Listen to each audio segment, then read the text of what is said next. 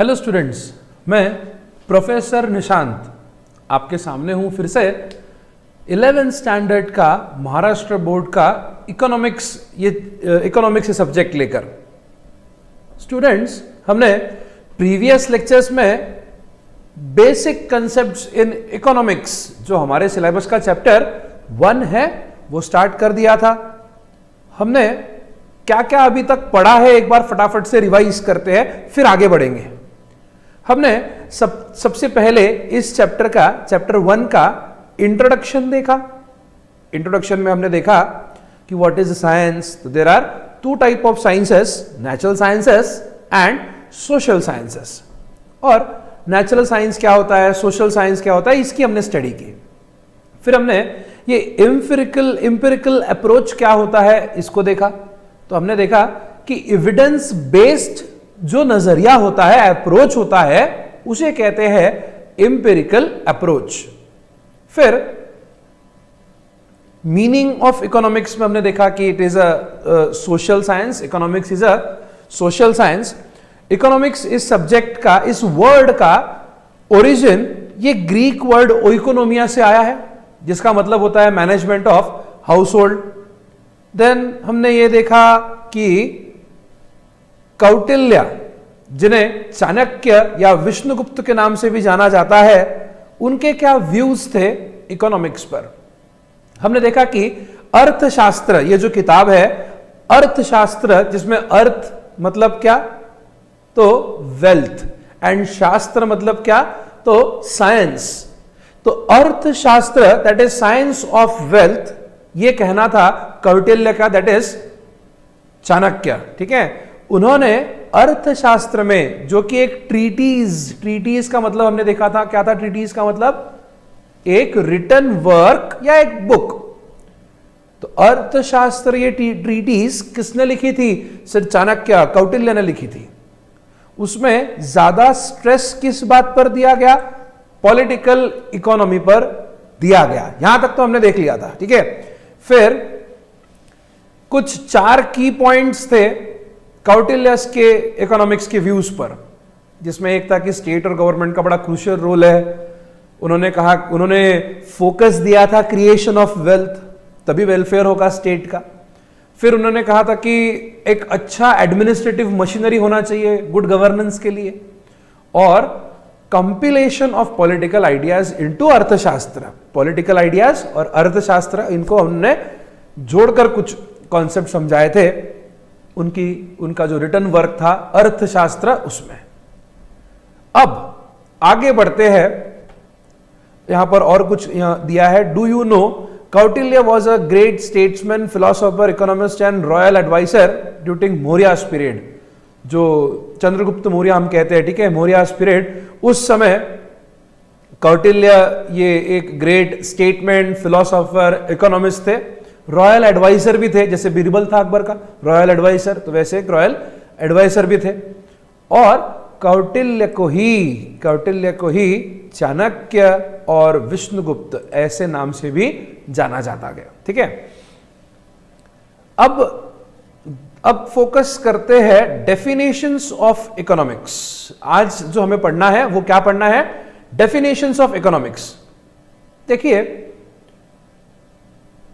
आपने आपके 10th तक के सिलेबस में कई बार ऐसे देखा होगा कि कोई एक चीज को डिफाइन करने वाले जनरली तो कोई एक ही व्यक्ति होते हैं। बहुत रेयरली ऐसा होता है कि बहुत सारे लोग बोलते हैं, कुछ अलग अलग स्टेटमेंट्स देते हैं, बट एक्चुअल में ऐसा है कि डेफिनेशंस ये बहुत सारे लोग देते हैं। अपने इकोनॉमिक्स की तो बहुत सारी डेफिनेशंस है। अब बहुत सारी डेफिनेशंस क्यों है, पहले इस पे जोर देता हूं, आप समझना, ध्यान से सुनिए मैं क्या बोलने जा रहा हूं। इकोनॉमिक्स की बहुत सारी डेफिनेशंस है, पर वो बहुत सारी डेफिनेशंस क्यों है ये समझना बहुत इंपॉर्टेंट है। जैसे जैसे दुनिया बदलते गई, एडवांसमेंट होती गई, डेवलपमेंट की बातें हम करने लगे, इकोनॉमिक्स इस सब्जेक्ट की परिभाषा बदलते गई। पहले कौटिल्य मतलब चाणक्य, उन्होंने तो बोल दिया था अर्थशास्त्र, that is science of wealth.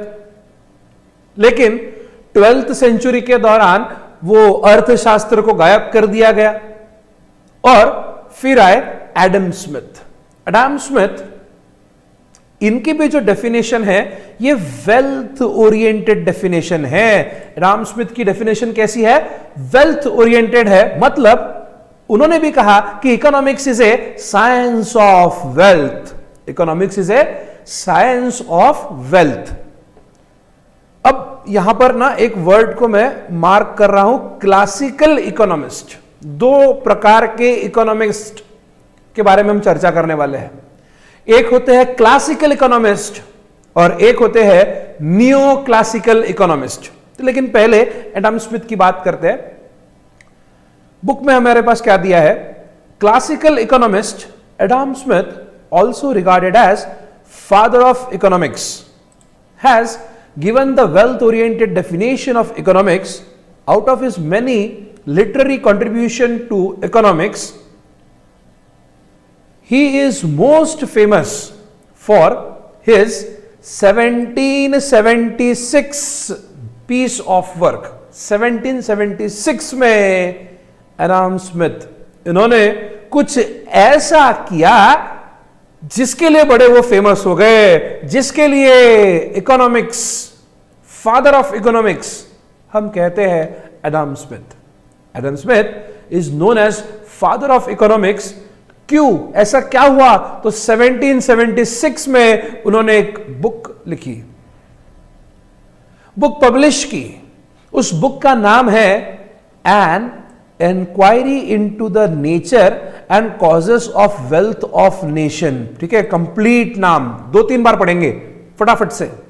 N inquiry into the nature and causes of wealth of nations. Nation मतलब क्या है तो पता ही है, वेल्थ। अब एक्चुअल में वेल्थ ये दो प्रकार की होती है।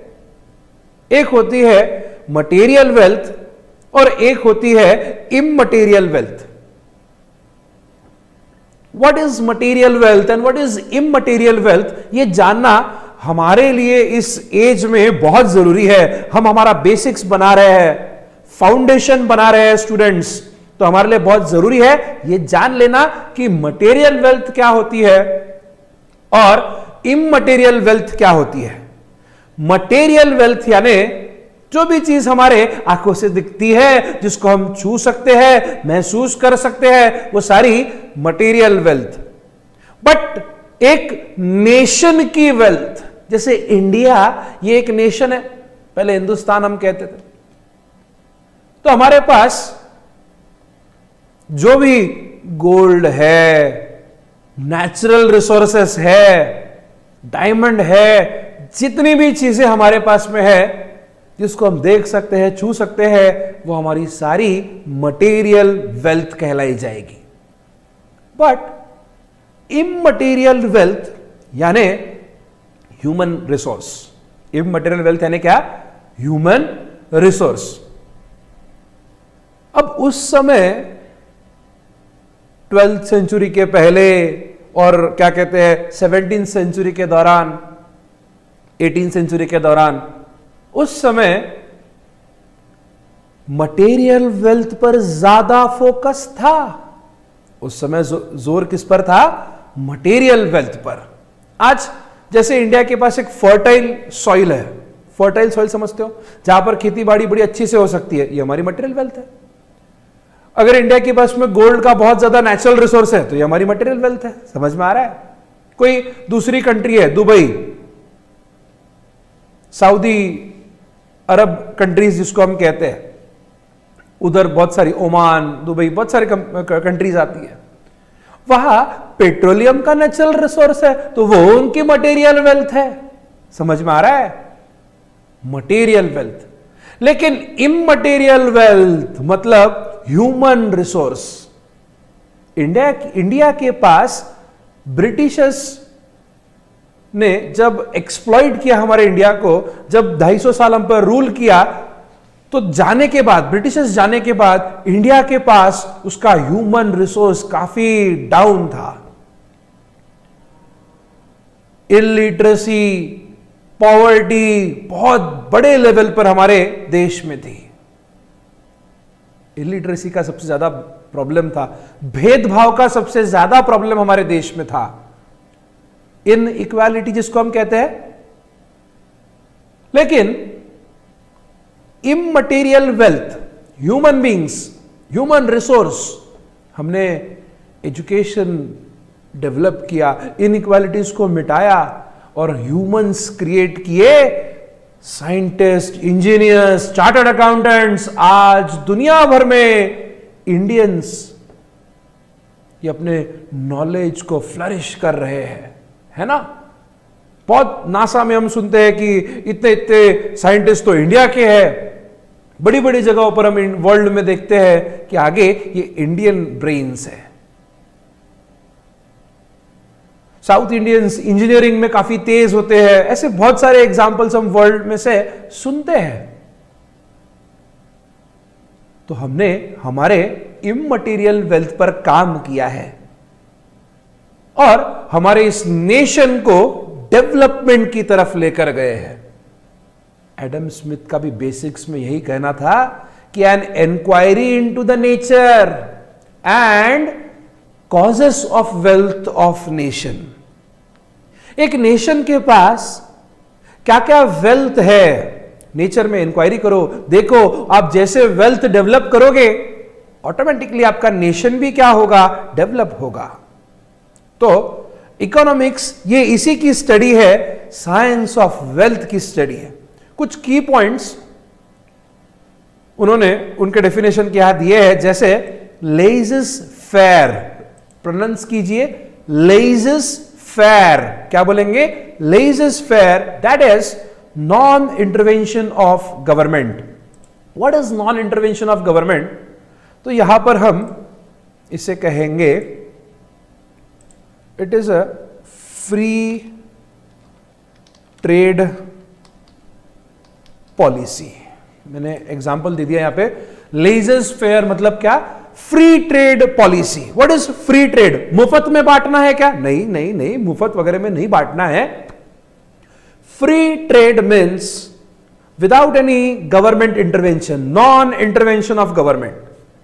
सरकार बीच बीच में अगर करते रहेगी तो ट्रेड बराबर नहीं हो पाएगा। ऐसी ट्रेड पॉलिसी लेइज़ फेयर, जहां गवर्नमेंट का ज्यादा रिस्ट्रिक्शन, रेगुलेशन, कंट्रोलिंग ना हो, उसे कहते हैं laissez faire. That is free trade policy. Free trade मतलब ऐसा ट्रेड, ऐसी ट्रेड की पॉलिसी जिसमें गवर्नमेंट रेगुलेशंस ज्यादा नहीं है। मैं एक एग्जांपल देता हूं।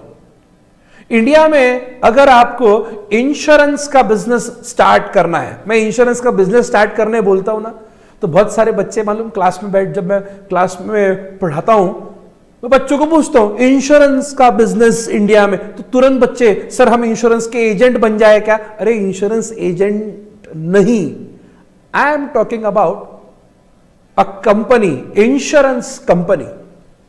इंडिया में हम जो इंश्योरेंस कंपनियों के नाम सुनते हैं उसमें एक है LIC, life insurance corporation of India.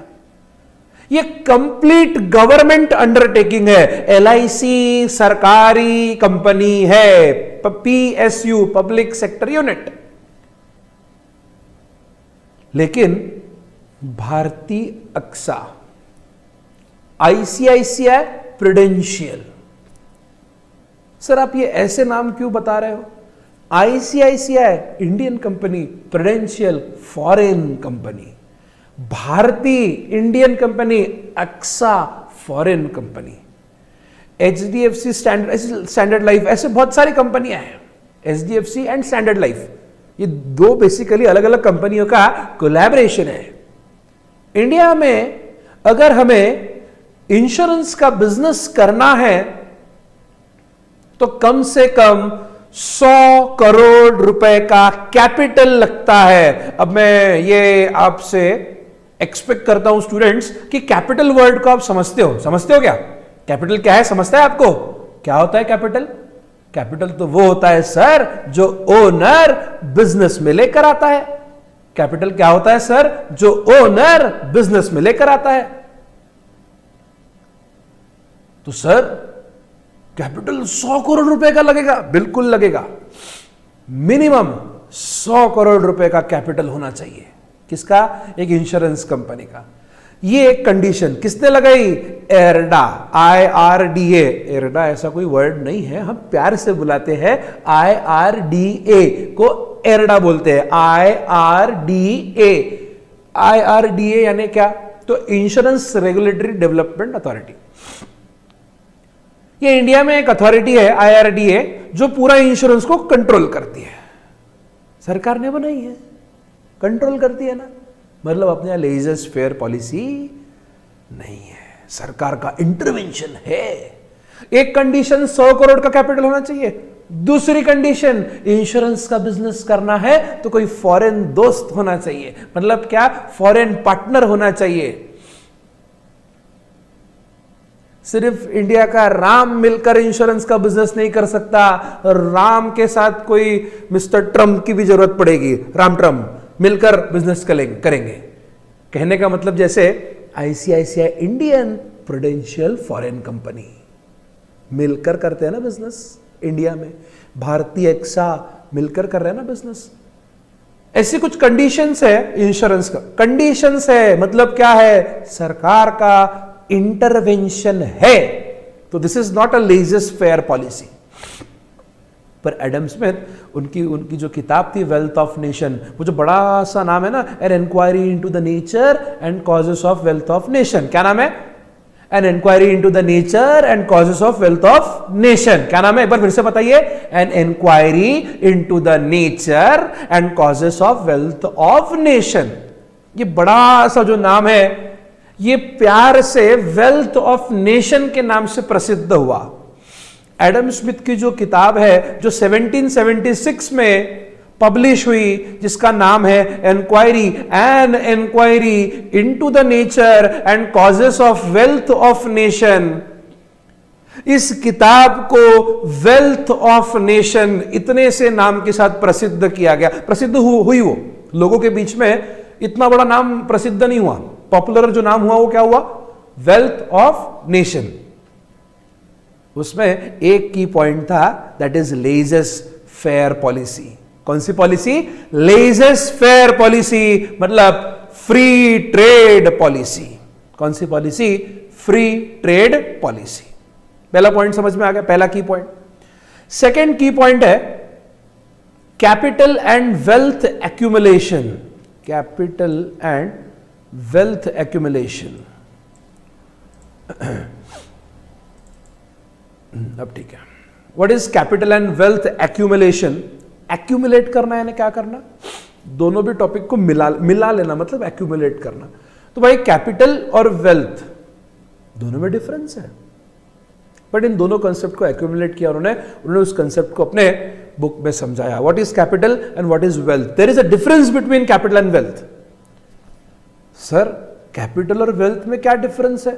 संपत्ति तो होती है वेल्थ, कैपिटल भी तो आपकी संपत्ति जो बिजनेस में लगी वो होती है। Capital is that part of wealth, capital is that part of wealth which is produce mean for production. मतलब क्या? सब बाउंसर गया सर, आप डेफिनेशन बता देते हो, हमको समझ में ही नहीं आता, कुछ समझाता हूं। देखो, आपको अकाउंट्स पढ़ाते ना अश्विन सर, यहां GCC ओमकार नगर में पूरा जो कंट्रोल है वो अश्विन सर का ही है। बेसिकली अश्विन सर यहां के ओनर है, पकड़ लीजिए, ठीक है। मैं एम्प्लॉय हो गया। अब एक दिन क्या हुआ, मैं अश्विन सर के घर गया, संडे का दिन था। सर ने, मैडम ने, मतलब पूनम मैडम, अश्विन सर की जो वाइफ है, उन्होंने मुझे डोसे खाने के लिए बढ़िया घर पे बुलाया। मैं घर पे गया। अब मैं डोसे खा रहा था, मेरा दिमाग पहले ही शैतानी। डोसे खाते खाते मेरी नजर गई टीवी पे। सर क्या पे एक बहुत मस्त सा टीवी था। फिर मैंने धीरे से सर को भड़काना शुरू किया। बोला, सर टीवी तो बड़ा जबरदस्त है आपके यहाँ का, ऐसा ही टीवी अगर अपना अपने क्लास में ले जाए और सामने डिस्प्ले पे लगा है तो इस पे क्या मार्केटिंग होंगी ना। अश्विन सर बोले साले क्या खर्चा कर रहा है, बोले अच्छा है तो बोले घर पे, कहाँ घर से वहां ले जा रहा है बोले। फिर मैंने दूसरा बॉम्ब डाला, बोला मैडम क्या ये तुम टीवी देख रहे हो, आजकल स्मार्ट टीवी का जमाना है, एंड्रॉइड टीवी का जमाना है, क्या ये तुम टीवी ला के यहां बैठे हो घर पे, इतना कमाई हो रही है, चलो एक एंड्रॉइड टीवी लिया जाए। आज से 3 साल पहले की बात है। अब क्या लग गई आग। मैडम तो मैडम सर की बच्ची कार्तिकी वो भी शुरू हो गई, पप्पा एंड्रॉइड टीवी चाहिए, इसको ले जाओ तुम क्लास में। अगले ही दिन घर से टीवी निकला और क्लास में आ गया।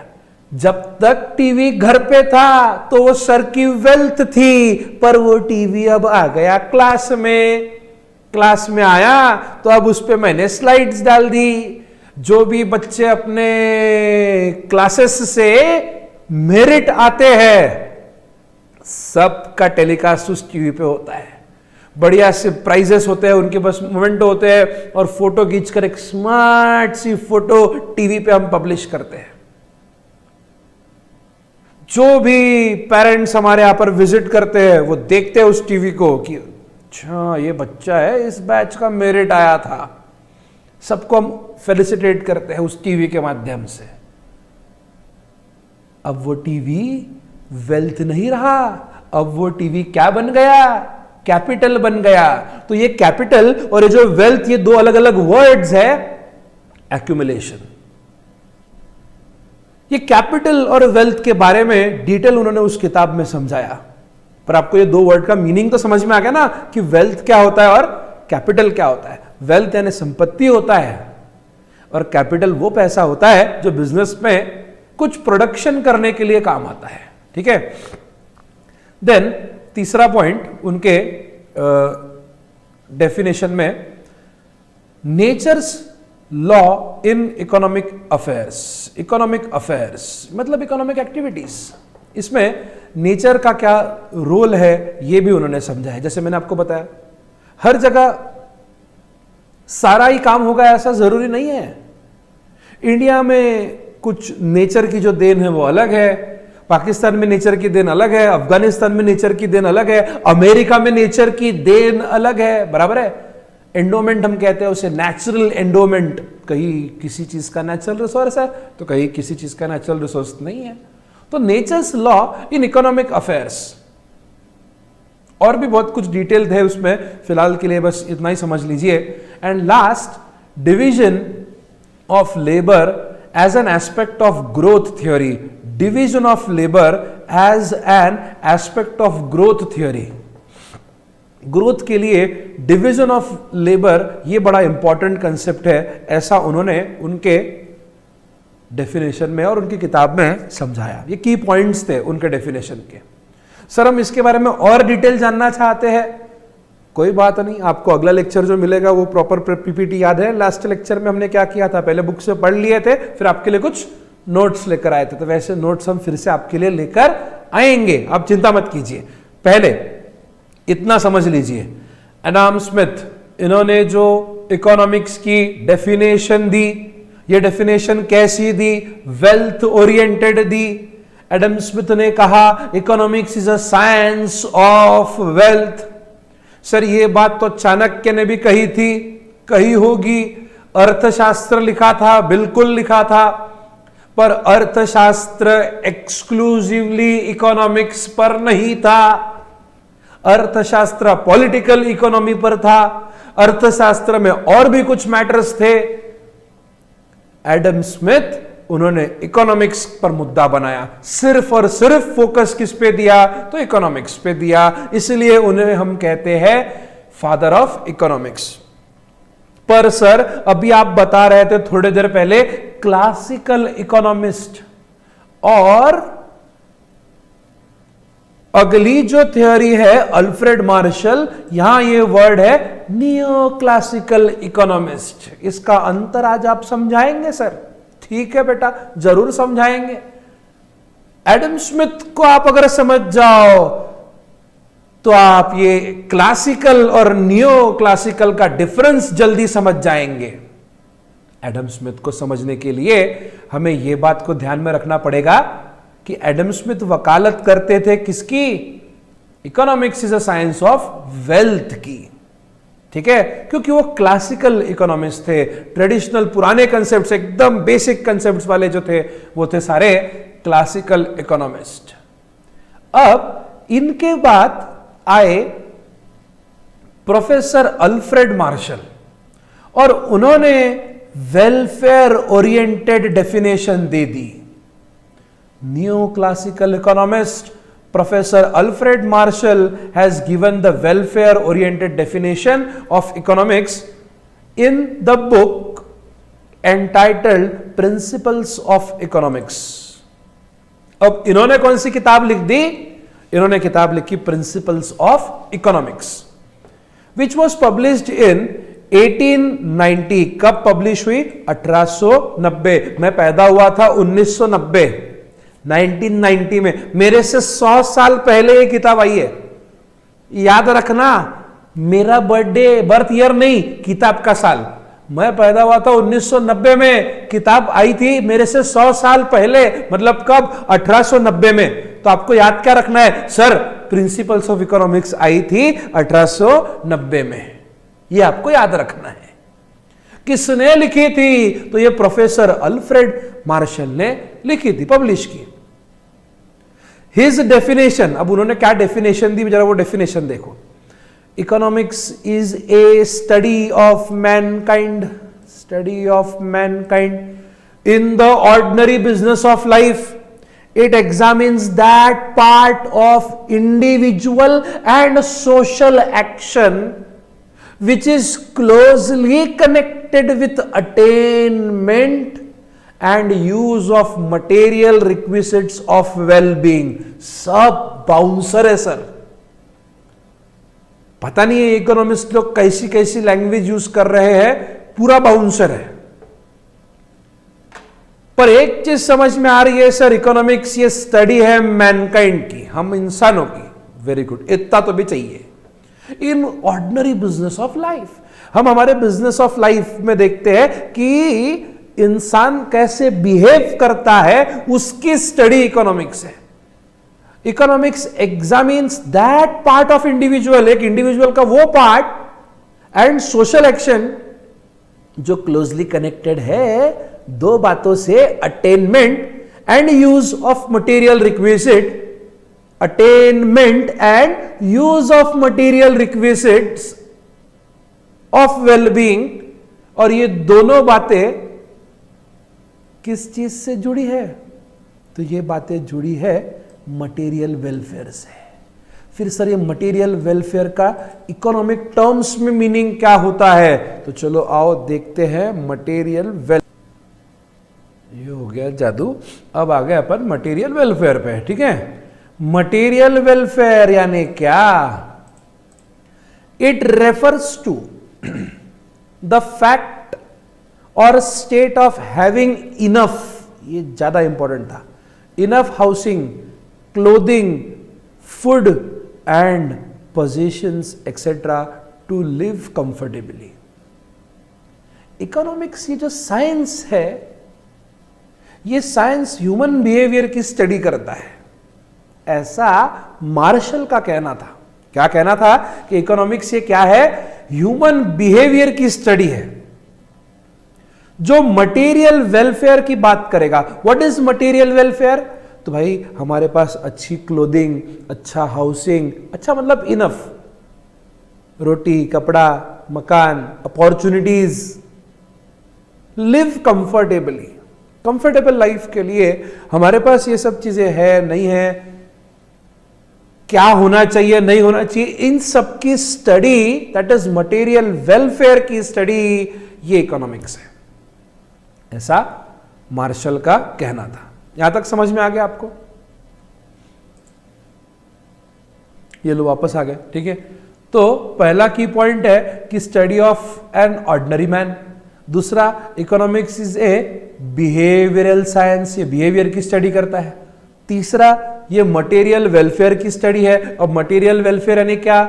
तो भाई हमारे पास बराबर food, clothing, housing, opportunities, position, ये सारा बराबर है या नहीं है। और चौथा पॉइंट है, economics is not simply a study of wealth. Adam Smith ने तो सिर्फ जोर किस पे दिया था? वेल्थ। एडम स्मिथ ने क्या कहा था कि एक नेशन, एक कंट्री के पास, एक इकोनॉमी के पास वेल्थ बढ़ा दो, डेवलपमेंट हो जाएगी, सब खुशहाली आ जाएगी।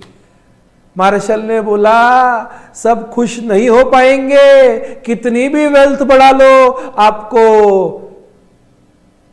वेलफेयर की जरूरत पड़ेगी। Welfare oriented definition, material welfare का होना जरूरी है। इसीलिए जो मार्शल थे, इन्होंने बहुत इंपॉर्टेंट लॉज इकोनॉमिक्स के प्रोपाउंड किए। Law of demand, law of supply, law of diminishing marginal utility, ऐसे बहुत ही इंपॉर्टेंट लॉज इकोनॉमिक्स में प्रोपाउंड किए प्रोफेसर अल्फ्रेड मार्शल ने। क्योंकि उनका ध्यान सिर्फ वेल्थ के ऊपर नहीं था, उन्होंने यह समझाया दुनिया में कि सिर्फ वेल्थ बढ़ा देने से इकोनॉमिक ग्रोथ डेवलपमेंट नहीं होगी, हमें जरूरत होगी मटेरियल वेलफेयर को बढ़ाने की। मटेरियल वेलफेयर के बारे में सोचना पड़ेगा। एक ऑर्डिनरी मैन की स्टडी ये इकोनॉमिक्स है, एक कंज्यूमर की स्टडी ये इकोनॉमिक्स है, एक सप्लायर की स्टडी ये इकोनॉमिक्स है, उनके बिहेवियर की स्टडी ये इकोनॉमिक्स है। ये सिंपली वेल्थ की स्टडी नहीं है। इकोनॉमिक्स से सिर्फ वेल्थ की स्टडी है क्या? नहीं सर, ये तो एडम स्मिथ ने कहा था, वेल्थ को तो कवर उन्होंने कर लिया, लेकिन जमाना आगे बढ़ा और ऑब्जर्व किया गया कि ऑर्डिनरी मैन की स्टडी, एक कंज्यूमर बिहेवियर की स्टडी, प्रोड्यूसर बिहेवियर की स्टडी भी जरूरी है। That is study of material welfare. एक मार्केट में कंज्यूमर कैसे बिहेव करता है उसकी स्टडी, एक मार्केट में सप्लायर कैसे बिहेव करता है उसकी study, that is welfare oriented definition is given by professor Alfred Marshall. फिर इसके बाद लियोनेल रॉबिन्स, इन्होंने स्केरसिटी ओरिएंटेड डेफिनेशन दी। फटाफट से खत्म करता हूं स्टूडेंट्स, ठीक है, बहुत ज्यादा बड़ा नहीं है, सिंपल है इनका। Scarcity oriented definition, this is the most popular definition of economics. Robins in his book entitled N essay on nature and significance of economic science, उनकी किताब है जो पब्लिश हुई 1932। अब ये काफी रिसेंट में आ गया अपन, ठीक है। रिसेंट इसलिए बोला कि ये बहुत ज्यादा दूर नहीं है, 1700-1800 बहुत ही दूर था। Published in 1932, mentions about the scarcity oriented definition of economics. अब लियोनेल रॉबिन्स ने क्या कहा? किसी को प्रोनाउंस करते नहीं आ रहा होगा तो मेरे साथ साथ रिपीट कर दो, कोई दिक्कत नहीं, अपन सीख रहे हैं। लियोनेल रॉबिन्स, कैसे प्रोनाउंस करेंगे इसका? लियोनेल रॉबिन्स, ठीक है। लियोनेल रॉबिन्स, इन्होंने कौन सी बुक लिखी थी जरा पढ़िए तो? N essay on the nature and significance of economic science. कब? 1932 में। उन्होंने कहा economics is A science which studies human behavior as a relationship between ends and scare means which have alternative uses. अब इन्होंने जोर दिया wants, unlimited wants और means are comparatively limited. means मतलब क्या? resources. means मतलब क्या? रिसोर्सेस। वॉन्ट्स कैसी है? अनलिमिटेड है। रिसोर्सेस कैसे है सर? लिमिटेड है। लिमिटेड रिसोर्सेस और अनलिमिटेड वॉन्ट्स का साइंस ये इकोनॉमिक्स है। Wants are gradable, wants are gradable, wants are gradable यानी क्या? वॉन्ट्स को आप क्या कर सकते हो? ग्रेड दे सकते हो। सर ग्रेड दे सकते? प्रायोरिटी, प्रायोरिटी भाई ये वांट ज्यादा इंपॉर्टेंट है, ये भी इंपॉर्टेंट है पर थोड़ी कम है। अलग अलग वांट्स को आप क्या कर सकते हो, ग्रेड दे सकते हो on the basis of priority. जैसे हमने बर्थडे पार्टी के एग्जांपल में देखा, आपकी जो प्रायोरिटी थी क्लासेस लगाना था, उसमें भी आपने बराबर खर्च किया, बाकी चीजों को आपने एडजस्ट किया। ऐसा हम करते हैं। Means have alternative uses. जो रिसोर्स होते हैं वो अलग अलग जगह यूज किए जा सकते हैं। इसलिए ये डिसीजन लेना, चॉइस मेकिंग जरूरी होता है। So economics is a science of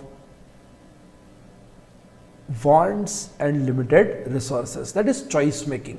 हमें चॉइस करनी होती है, इकोनॉमिक्स ये उसकी स्टडी है। तब हमारे पास 3 लोग हो गए, 3 डेफिनेशंस हो गई, बट फिलहाल के लिए इतना काफी है। मैं बहुत ज्यादा हेवी नहीं करना चाहता आपको किसी भी लेक्चर में। आप फिर से दोबारा से ये लेक्चर देख सकते हैं। इस लेक्चर को आप 2 बार देखिए, आपको ज्यादा अच्छी से कुछ चीजें बैठ जाएगी। सबसे पहले तो इंपॉर्टेंट बता दीजिए सर, इसमें तीनों के नाम, Adam Smith, Marshall, Lionel Robbins. तीनों की किताबें, an inquiry into the nature and causes of wealth of nation, principles of economics, और तीसरा an essay on the nature and significance of economic science. तीनों बुक के ईयर्स, एक 1776, एक 1890 और एक 1932। फिर इन तीनों के की पॉइंट्स, तो वो की पॉइंट्स और क्वेश्चन आंसर कैसे इस पोर्शन पे बनते हैं, इसके लिए हम नेक्स्ट लेक्चर आपके लिए लेकर आएंगे। तो आज के लिए इतना काफी है स्टूडेंट्स। होप आपने ये लेक्चर एंजॉय किया होगा, आपको इसमें ज्ञान मिला होगा, कुछ नॉलेज मिला होगा। और अगर आपको कुछ कंफ्यूजन्स है, आप ये लेक्चर दोबारा से देखिए, आपके लिए लेक्चर्स ओपन हैं, ठीक है। और ये लेक्चर्स आप आपके फ्रेंड्स के साथ भी शेयर कर सकते हैं। हमने इन लेक्चर्स को ओपन करके हम आपको इनकी लिंक ग्रुप में शेयर करने वाले हैं। तो आपको अगर लगता है कि ये बेनिफिशियल है, ये लेक्चर्स आपके लिए काफी फायदेमंद रहे हैं, तो आप आपके ये लेक्चर्स आपके दोस्तों के साथ भी शेयर करेंगे, ठीक है। Thank you class.